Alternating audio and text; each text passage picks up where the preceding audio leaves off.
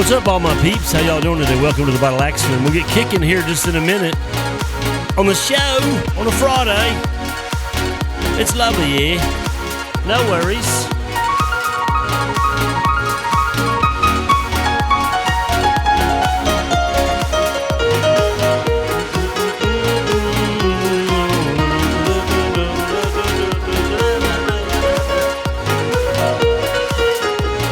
Roseanne, hey Roseanne, long time no see. Stu and Jen's here, Pauline got in.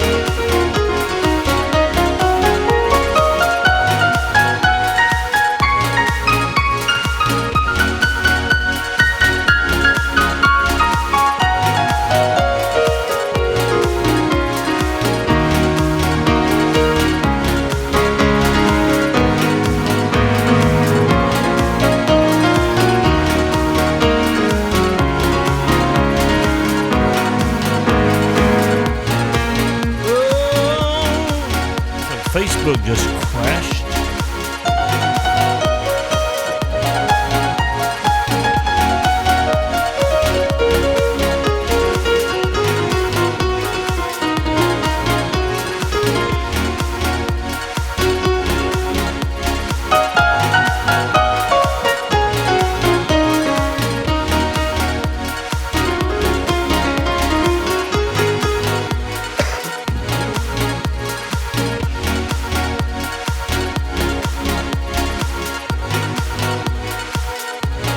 Just about to get started. Give me 1 second.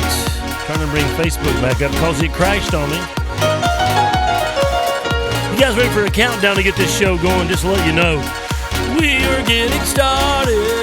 Yeah, we are getting started. Here we go. Yeah, we're getting started. You know the splash. You guys know the drill, and then we're gonna change it up soon, though.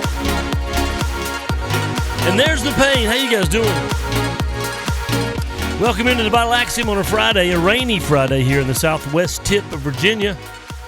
But still, it's better than beats the snow and the ice, that's for sure. How you guys doing? Welcome into the show.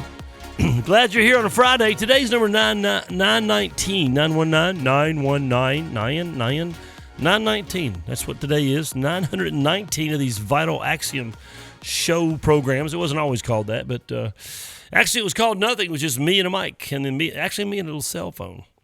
Everything changed. We've grown. We want to grow some more. Hey, Geneva. There's my Aunt Geneva there. Hey. Or if you're from Southwest Virginia, she's my aunt. And Mary just got on there. Hey, Mary. Hey, Lisa. I saw Terry was requesting prayer for Roy. He's in the hospital. You guys pray for him. Hey, Patty. I think I got it. Lisa and Deborah. Roseanne from New York. Are you still in New York, Roseanne? It's been a while since I've seen you there. My friends from South Carolina, Stu and Ginger and Pauline, and maybe, sorry guys, you know, it's that same thing. Maybe some others. I'm going to do an old school song we used to do back, gosh, I don't know, 10, 15 years ago. Get a little drink of water.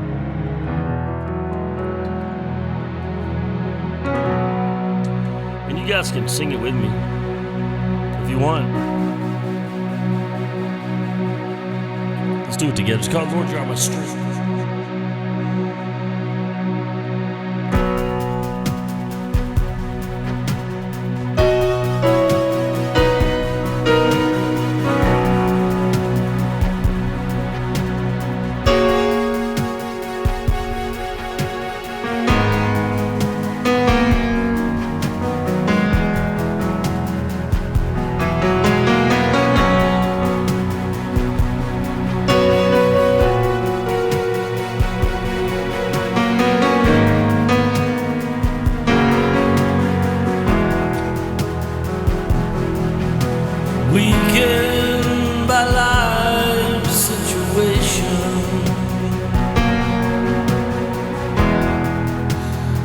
down and defeated,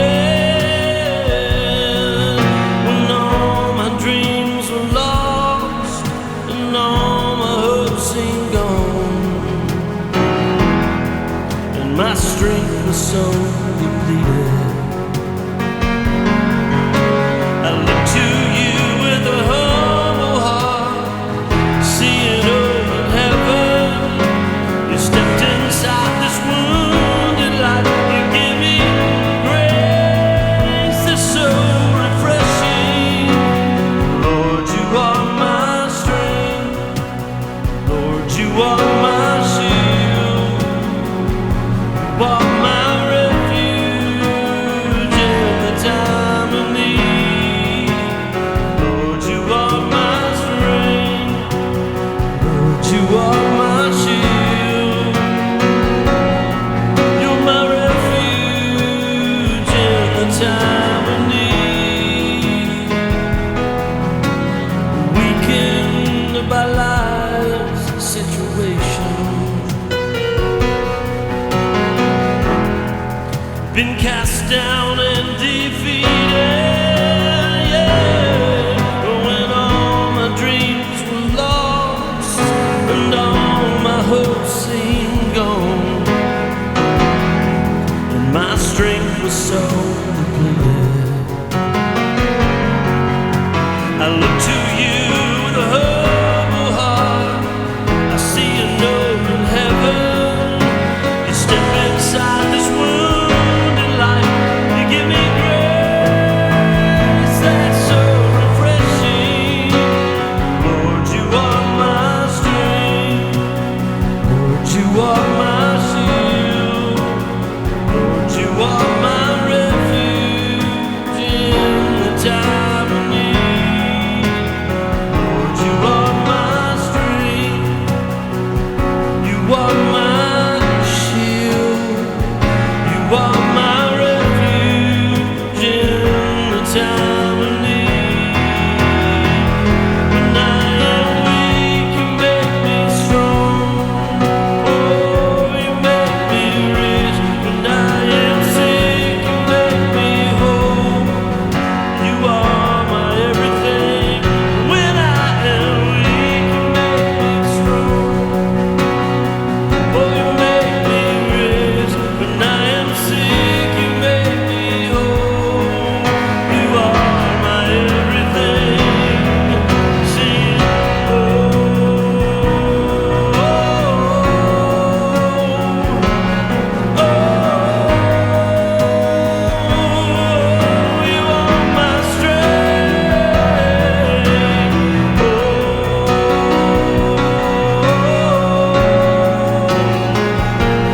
Oh, you are my strength. Yeah, when I am weak, you make me strong. Oh, you make me rich. Sick, you make me whole.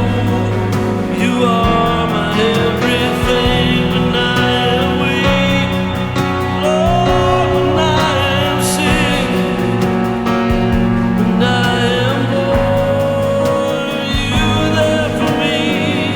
You will never leave me, God.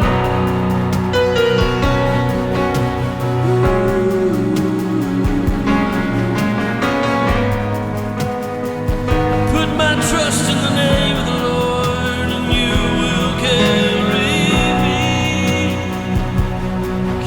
me through. You will carry me, God.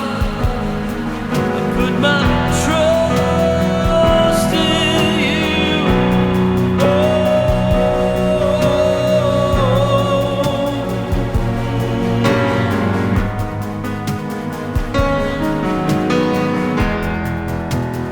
Lord, you are my strength. You are my shield. You are my refuge in time of need. You are my strength. You are my shield. You're my refuge in the time of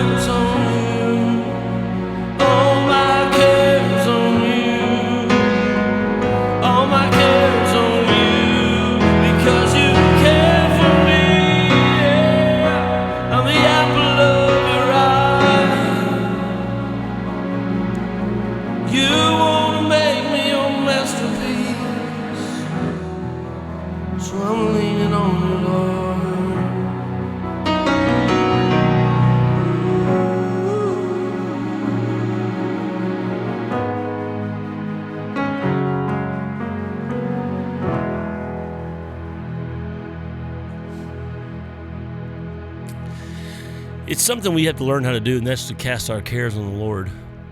It's not an automated process. It's a process we learn to do. And we do it because he cares for us. We learn to cast our cares on the Lord because he cares for us. Instead of whatever that means, I don't know. Good to see you guys on the show today. Ecclesiastes 10:19. Serve wine to make merry, money and answer everything. I have no idea. But thank you so much for that scriptural post there. Thank you. We pray for Roy today. You guys pray for Roy. He needs prayer. Still in New York. Let me see where I'm at. I'm trying to catch up. Hey, Cassandra, she got in here. And hey, Joanne, thank you so much. We're talking this week about history, and we're wrapping up a week of conversation. I want to talk about the epitaph today. Y'all know what that is, right? Haley. I want to talk about the epitaph. The epitaph. The epitaph is that's that thing they write on your headstone. And it's not necessarily written on a headstone. It could be written in the funeral words. It could be something like that. Basically, it's a memory of who you were, what you did. And epitaphs are just a short amount of words that tell a whole story of your whole life. We started this week talking about what kind of history you make. And let me give you some of the notes. We said history is what you do with the time and talent you were given. And we've been talking about what kind of history are you making. And here's the basic premise, if you haven't been with us all week. What will people say about you when you're gone? Or even now, what do they say about you now? And I'm not talking about people gossiping about you, but what impression do you leave in their life? For example, I remember one family member that I was afraid every time I heard their name, and I never wanted to be around them because of the history they'd already made. By the time I was a child, the violence and abuse. And so that was the history in my mind. And I'll tell you, it's hard to live that down. I know that later in life they somewhat softened and they died a pretty miserable death. But it was hard to shake the history they'd made in my life. And so I want you to think about the history you're making in the lives of your family, your spouse, your children, your grandchildren, the people at work, the people around you. What kind of history? What will they say? What will they say? I thought about my epitaph. Maybe they would say, "Here lies Wayne. He was such a pain. Hope I never have to see his face again." I hope that's not what it is. Here lies Wayne. We miss him. Maybe he was nice and friendly. It's kind of crazy. Who followed something shiny and now she's gone. You must be a bass fisherman. I want you to think about your life because you're clicking off these historical moments right now. Here they are. This very second, we're making history. And you want that to be quality. You want it to be a history that says something powerful, something that is a blessing. You know, you guys all have known people, and I know some people have personality disorders, mental illness. I know a lot of things. But you guys have all had people in your lives that made your life miserable when you were around them, but you've also had people in your lives that you just like, man, I can't wait to see them again and just be around them. They always encourage me. They're always a blessing. I think about, you guys see Stuart and Ginger on here. I'm gonna embarrass them a little bit. We moved to South Carolina, my wife and I, in 1987 to become youth pastors at a big church down there, and things didn't go so well. Not with us. We didn't really do anything wrong. The situation was bad going in. We didn't know. But one incredible blessing came out of it is some great friends, Stuart and Ginger. And even though we don't get to see them like we'd like to, they made such an impression in our life. Every time we see them, it's encouraging and blessing. And I think about them always with pleasant thoughts. I never have and I never have that. They probably have it when they think about me. But I want you to think about what kind of impression you leave on the lives of people around you. And so, life's not about leaving impressions. Actually, it is. It's very much about that. In fact, when we look at Scripture, there's all this talk about your history, lots of it. And we've shared lots of passages this week. There's all this talk about how you live, how you treat people, the fruit of the Spirit. I often tell people that the majority of the 10 Commandments and pretty much all of the fruit of the Spirit deal with how you treat people: gentleness, meekness, kindness. Thou shalt not do all these things. It's about your relationship with people around you. It's about the history you make.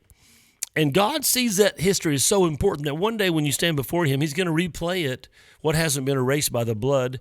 He's going to replay that. And if you don't understand that term, the blood of the Lamb, that salvation experience, he's going to replay it, and then he's going to honor you based upon it. He's going to honor you based upon your history. And hopefully, you just didn't sit around and complain and give people a hard time, but you were a blessing.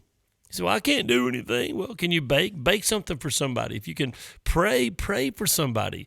If you can clean, go clean somebody's house. I mean, there's so many things that we could do to build incredible godly history, to bless people, to be a blessing to the kingdom, and most of all, just to be obedient to God. You say, well, what do you mean be obedient? Well, he's showing you what to do in the Word. He'll speak to you individually, be led by the Spirit, and build up a history that is honorable. I mean, it's something that is a blessing to other people.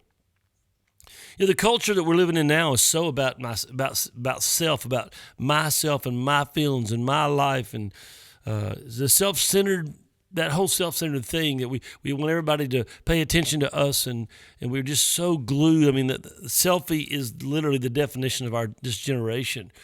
That's crazy and it's sad. But I want you to think about your life, not mine, not your spouse's or your kids, but your life. What are you doing? What are you doing making history? So, we get to heaven and your history is that you laid around and ate popcorn or cheesies and watched TV shows and reruns of Andy Griffith. It doesn't have any value to it. And so therefore, where there'll be no reward involved. And I think a lot of people miss the reality that when you get to heaven, there is a process. You ever thought about this? And I don't really have an answer, but I'll give you one of my thought processes about that. He'll wipe every tear. He'll wipe every tear. And I think about in heaven, why would there be any tears? Why would there be any tears? Maybe it's regret. And maybe we get there and realize all we could have done, and we spend our time on trivial, ridiculous things that really have no meaning or matter. If we're not loving people and blessing people, if we're not praying for people, if we're not, being filled with the Spirit, that we might be dynamically involved in the lives of those around us, that we can bless them and encourage them. Paul said some things. Paul said, I press toward the mark of the high call of God. He said, I've run the race. I don't look to the left or the right. I'm headed straight toward the things that God. That's that process of history.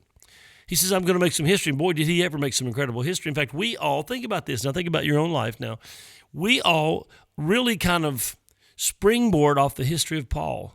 Is anybody going to springboard off your history? Is anybody going to go, man, my mom used to say, she talked about Jesus and she pointed me to his grace and his mercy. And my dad, he was a man of God. He walked in integrity, treated my mom, and even though sometimes she had hard days, he was right there for her. I mean, I want you to think about, is anybody going to springboard off your history, or are they all going to run from your history? Or are they going to be wounded by your history? It's very important that we pay attention. I know, and listen, if you weren't here early in the week, I took a little bit of issue with I don't want to leave a legacy by Casting Crowns. I do want to leave a legacy. I know what the song is about, that everything's about Jesus. It is about Jesus. But Paul said, follow me as I follow Christ. I want my kids, I want them to know Jesus, of course, but I want them to know that they can live a life of respect and honor and godliness, and I want them to see that in those that preceded them. That's very important that we do that, and that's called leadership, and it's called being a parent, being a godly mom, a dad, a grandpa, whatever it is. I want my kids to see grandpa. They call me Poppy. I want them to see, when they think about him when he's dead and gone, or even while he's still living, they could say things like, yeah, my Poppy, man, he loves Jesus. I mean, I want that kind of history to be made in my life. I'm making history with them right now. And that history is going to build up to them looking at their own life in light of my life, in light of the light of Jesus' life, and making a decision, hey, that's how I want to live. And it's so important for us to do that. If we don't really consider the history that we're making, we're going to miss a lot. We're going to make a lot of mistakes, I believe. I really do believe we're going to make a lot of mistakes and end up hurting a lot of lives or just wasting time. God didn't give you time to waste. Okay, I believe in recreation. Let me just say that. I was kicking the other day on video games and movies, and I was kicking on all that. But let's talk about don't waste time. I believe in recreation. You need some. not as much as you probably get. This generation probably gets more recreation than any other generation in history. What kind of history are you making? Let me just kind of close out because we're at the end of the show here, and I want you to think about some of the things. I want to repeat what we said this week. History is what you did with the time and talent you were given, and you've been given a lot. Every moment we live, we are writing history. Every moment lost is opportunity lost. Time lost is history lost. And the big looming question over us this week is, what history are you making? What history are you writing? It's being written down. And will our history be this thing where we just go back to God and say, I'm sorry all the time? Or will we end up being in a place where we are doing great things for his kingdom? And we really got to become aware of who we are and what our history says. Okay, kids. Number 919 is in the books. It's done. We're done. Be back on Monday, guys. I think Facebook's making some changes, so I hope we don't have any trouble next week, but we'll see. I think I've got it already taken care of, but I'm going to check on it. Hey, if you want to give to the Vital Axiom, we never ask for that. We never talk about money, but we are trying to get an upgrade before show number 1,000. Before show number 1,000, we need to get a little bit better camera equipment and all the supporting gear for that, and a new keyboard and a kind of a few things in the studio so we can get more people in. Okay, kids, that's it. Love you guys. Share the show with somebody, and we'll see you guys Monday. Get to church somewhere this weekend and worship with the believers, and let God help you start writing great history. Love you guys. Be blessed. Have a great, great day. Das vidanya. Adios.